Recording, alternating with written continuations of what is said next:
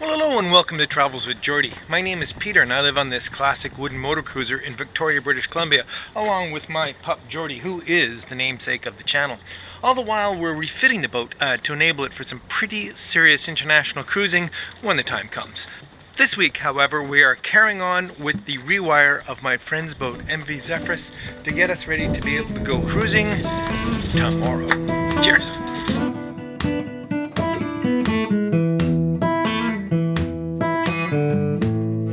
Well, good morning and we're back at it. Oh my gosh, so many wires. I'll explain fully in a sec. First, let's start with the inverter.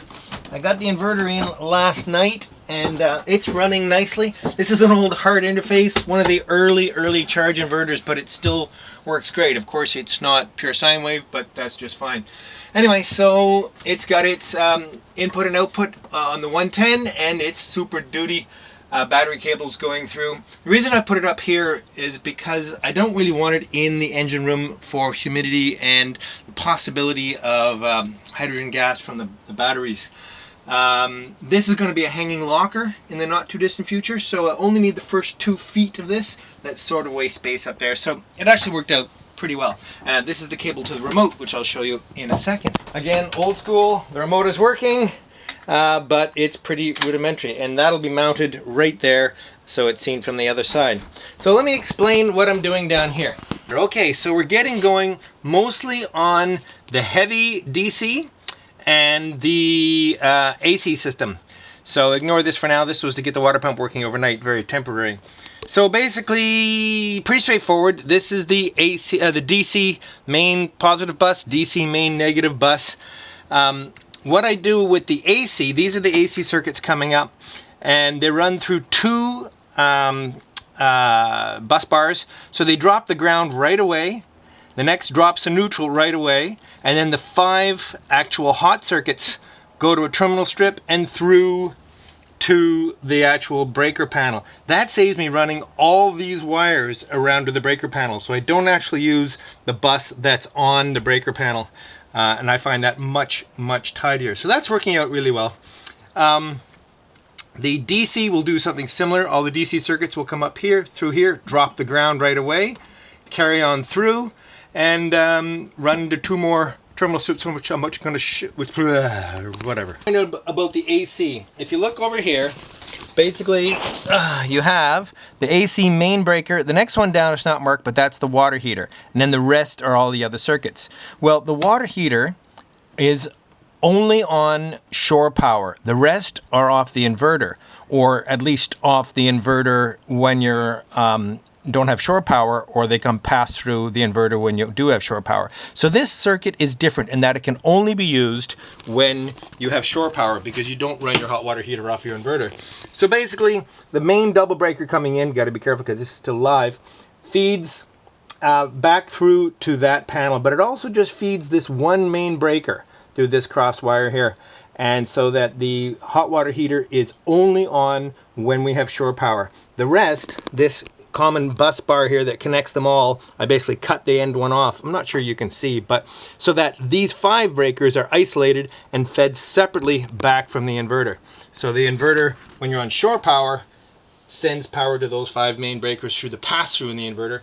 When you're at sea, it's inverting power off the DC. Too much? Don't worry about it. Let's get going. So I just have one last AC circuit, which is the Folksel.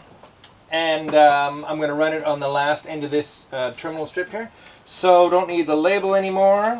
And I just wanted to show you how I set up this temporary marker here so I could tell how long to cut them so they fit properly in against those terminal strips. I'll just take off the temporary fitting I had. So it's actually the shorter wire there, that's correct. So basically make a little mark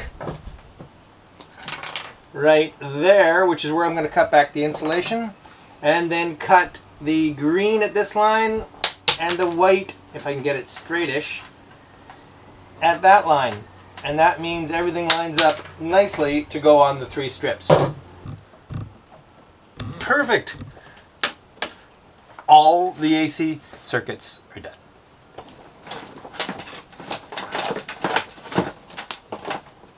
Okay, so here are all the DC circuits that are coming this way, a bunch more DC circuits coming up. As I think I mentioned, they're all going to end up here, dropping the ground on this bus bar and sending the positive wire underneath to an array of terminal strips we'll get into later. So first off, I just want to get these all lined up down here and the ground dropped and just the positive hanging out. In some cases, let's say bilge pump, we're going to end up with 2 more wires because the bilge pump uses a ground, a hot, and a switch circuit.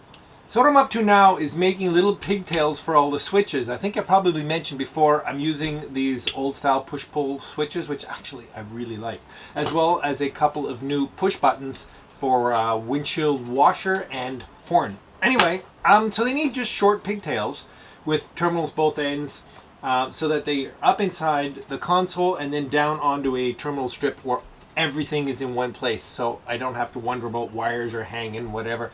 And I really like that system. Now I'm using old style boat power cable. In other words, red-black rather than the new, which is red-yellow. Well, what that'll tell me is that that is red, which is powered, and black, which is switched. And you say, okay, well, come on, black is a bunch of things. It's certainly hot on 110 too. But at least in this case, it's not yellow, which means ground. So I think I'm feeling pretty good about that. So that works out pretty well. So let's make a couple of these. Basically, the length of the pigtail is exactly the breadth of my hand, which is somewhere in the 8-inch range. Yes. And the stripping is whatever I've got to the piece of yellow here, so that just comes off of there. Easy, easy, easy.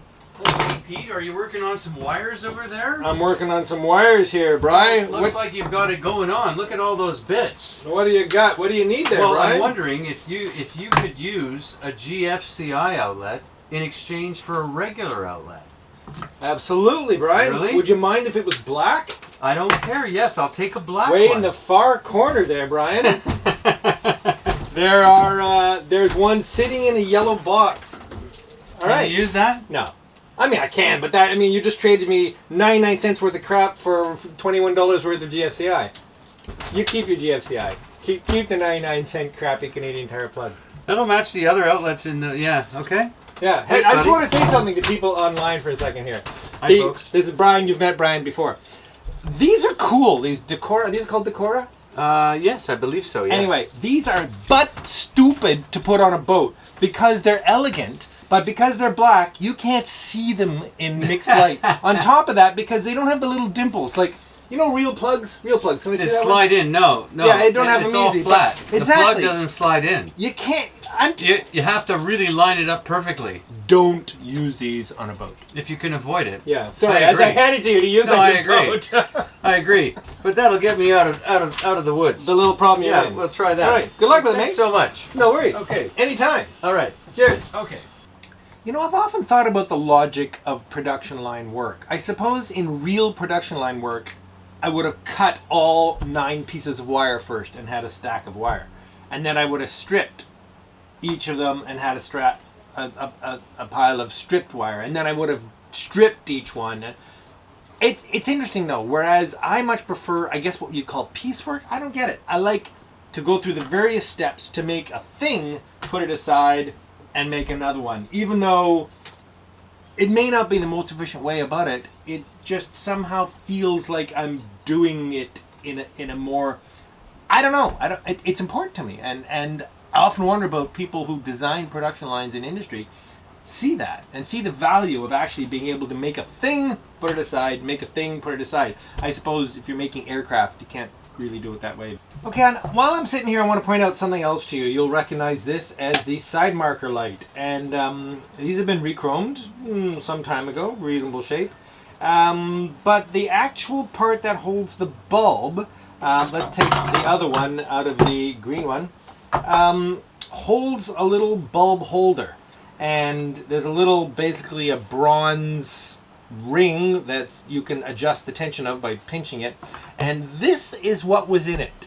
Like the gnarliest, nastiest, multiple spliced, miserable, moretted, painted, glued, taped, you know, just shocking. Whereas you can get for a few dollars from Perco a brand new brass barrel and pigtail set that simply slides in and you're off to the races. Friction fit, toss into that a really good bulb.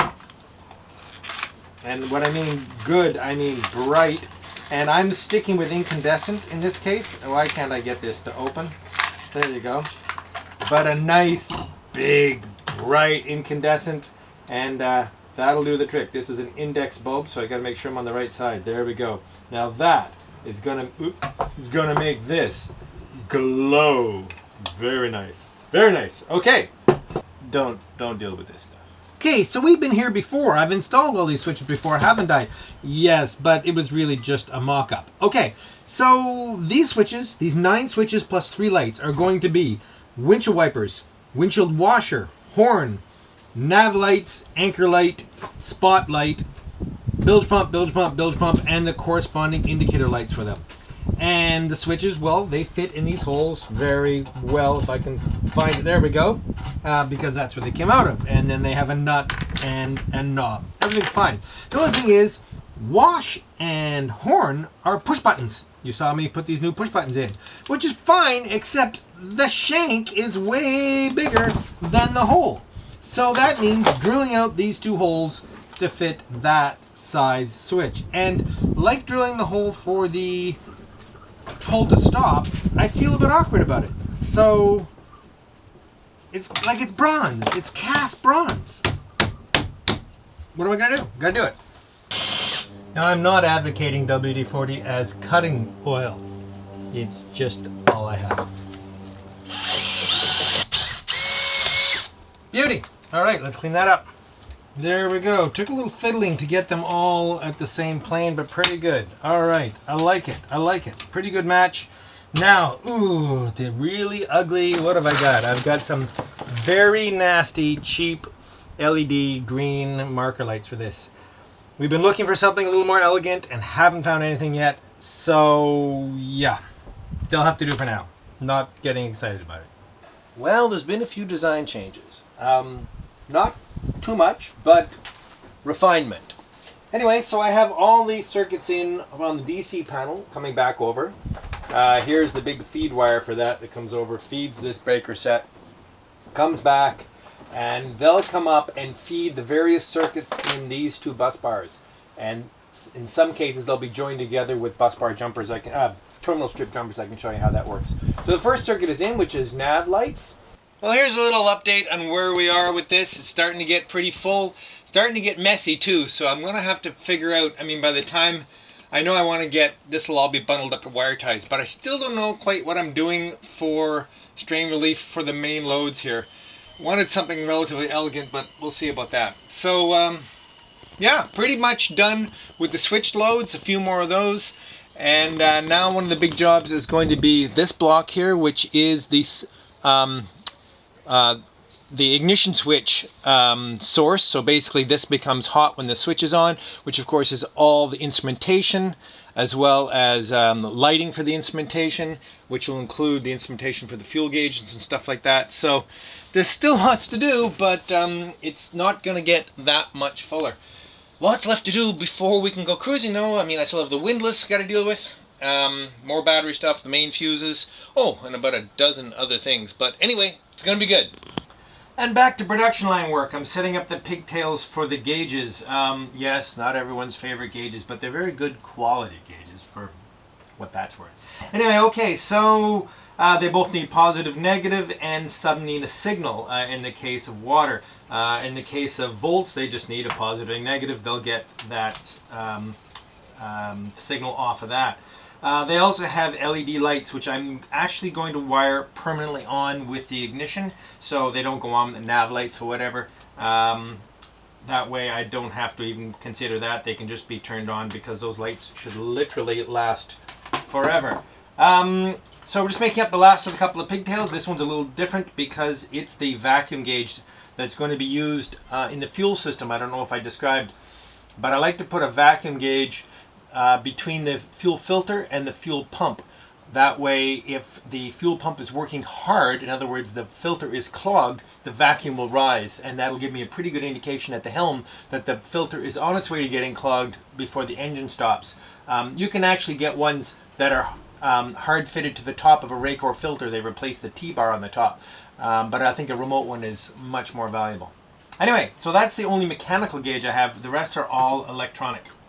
Let's get to a little bit more shrink tubing. I've almost got this pigtail made up. All right, all wired up. Let's go install them. Okay, oil.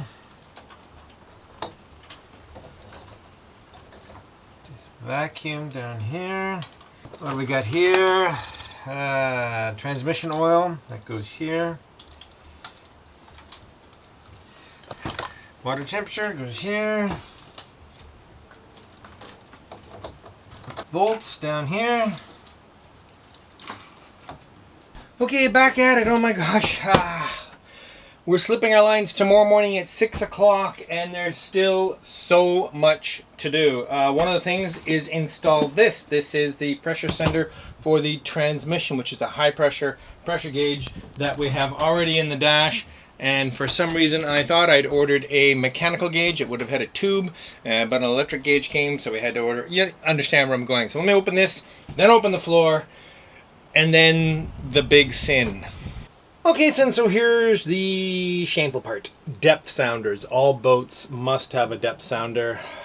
This boat doesn't. In fact, well, it doesn't. It's got generations of old through-hull transducers that are all like a mess.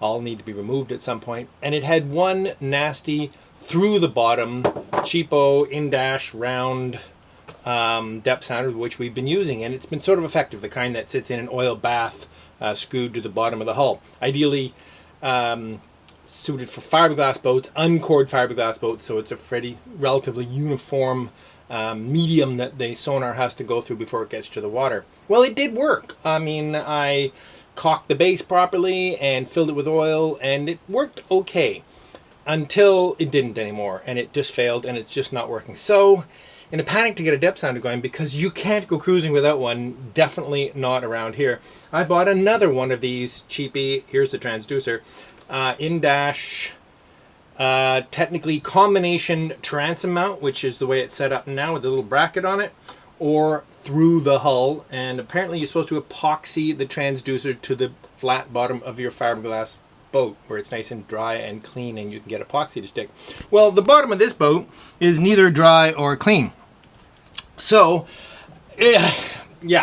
What I'm going to do, I'm going to coat the bottom of it in a whole bunch of butyl tape, creating a uniform mastic, pliable but uniform density material, and then I'm going to use the actual transom mount to screw it to one of the floors. What the floors are the beams that cross the boat, basically one of those members there, and press it down, because these have slots, into the wood hull, and the butyl tape will sort of conform to that, and all of that under oily water. Not as oily as it used to be, but a little bit oily.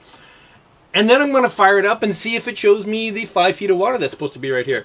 And if it does that, I'm going to say, done, and hope it works, because I can't test it until we go cruising. So let's do that. This might really work, you know. I know some of you are going, ha, you're dreaming. That is no way to install a depth sounder. And well, of course it isn't.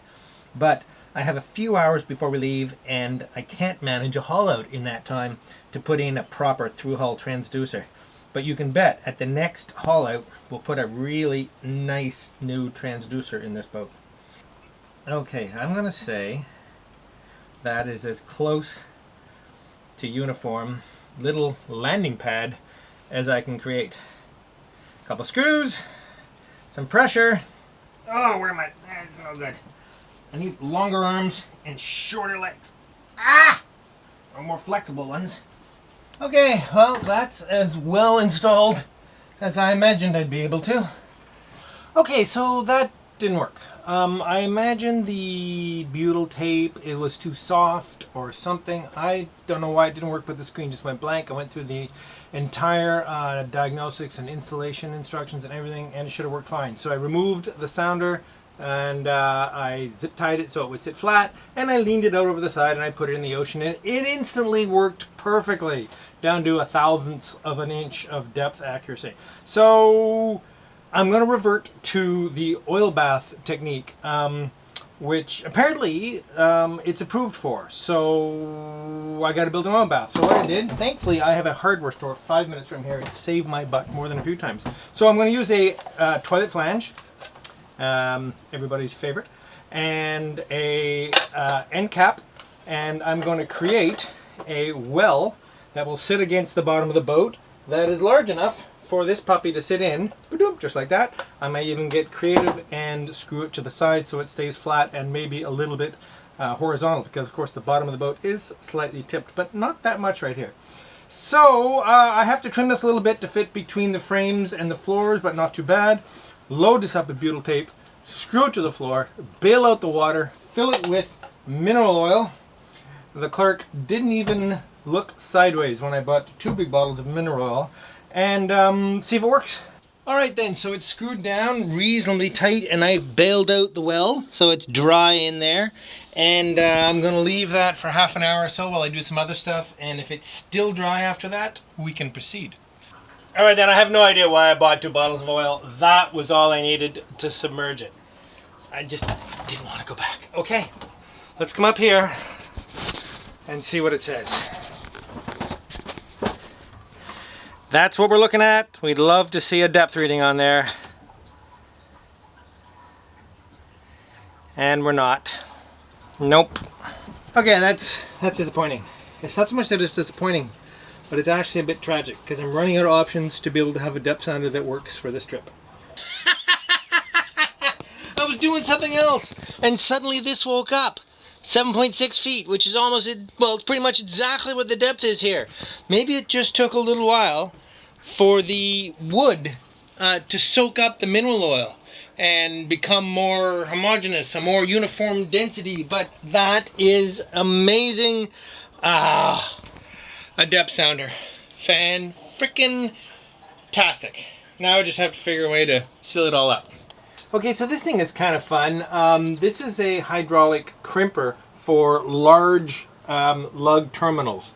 Basically, you can't just crimp these with your average crimper. It's got to be pushed in very powerfully in many directions. 6 sides. So these little dies have 6 sides on them. So this is a little hydraulic pump and ram, and it'll crush that onto this wire just like that. Let me just clean this up a bit. You'll notice this is not tinned wire. I'm not very happy about that, but it's some number 2 wire I had that I thought was tinned, but it isn't. So I'll have to replace it in time, but it'll do for now. This is for the battery combiner. Actually, number 2 wire is way overkill for this particular application. Okay, so basically just shove that into there and pump her down. Like everything hydraulic, you sort of pump it until it gets really hard, and then open the valve, and look at that. Talk about a beautiful crimp, eh? Is that ever nice? Okay, put some shrink tube on that, and that is skookum. Okay, so here we go, all wired up and operational. Even put a little knob on the door here, so this opens up around. Now that's looking pretty busy, I know. In fact, I had to temporarily place the inverter controller in here because I didn't have a chance to cut the hole in the actual panel, but I'll do that. And there's a lot of tidying up left to do here, zip tie that stuff together, but fully functional and working great, and I'm really pleased with the layout and the way it all worked. Let's go cruising. Well, hello and welcome to the Travels with Geordie Beer of the Week. This week we are featuring a ginger beer from Phillips Brewery here in Victoria. Now I'm really excited about this because I'm always looking for a really great alcoholic ginger beer, and I don't want to get my hopes up too high, but let's just see if this is half as good as it's touted to be. Pours pretty much like a beer. I've had some exceptional alcoholic ginger beers over the years, and I've been waiting to try this one. Phillips not being my favorite brewery, but it is local, and I'd really love if this was fantastic. I just love the color of it for a ginger beer. That's fantastic. Let's see.